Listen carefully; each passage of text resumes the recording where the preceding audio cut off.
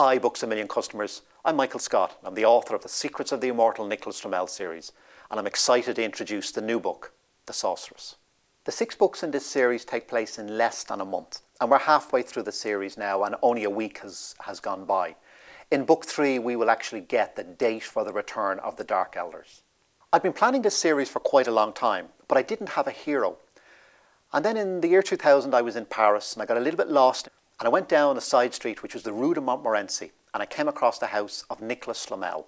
And sitting in his house, which is now a little restaurant, looking around this amazing room, I suddenly realised that I had the hero for my book. Flamel was a penniless bookseller, comes back to Paris after 20 years, extraordinarily wealthy. I mean Bill Gates wealthy. And he used his great wealth to found churches and hospitals and schools, and some of those still exist today. I started writing 25 years ago.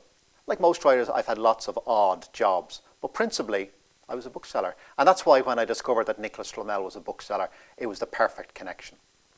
Sophie and Josh are twins. And what I do in book 1 is I give one of them powers, and I don't give the other one powers. And that changes their relationship entirely. Well, The Sorceress is the 3rd book in the series, set mainly in England. We get to meet some great English characters, some interesting Arthurian legends. Stonehenge is there as a major set piece. It was the most fun to write. You know, people assume that I will identify with Nicholas Flamel, but you know, the villains are always much more interesting, and I really identify with Dr. John Dee. Dr. John Dee was Queen Elizabeth I's magician, mathematician, astronomer, astrologer, and spy. And when he would travel across Europe spying for her, he would send back his messages coded with 2 O's that looked like eyes, because he was the eyes of the Queen, and a slash that looked like a 7. He was the original 007.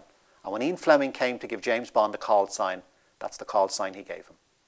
Every single character is an historical character. So you can go online and you can go to your encyclopedias and you can go to your libraries and you can research Nicholas Flamel and Dr. John Dee and the Count de Saint-Germain and Machiavelli.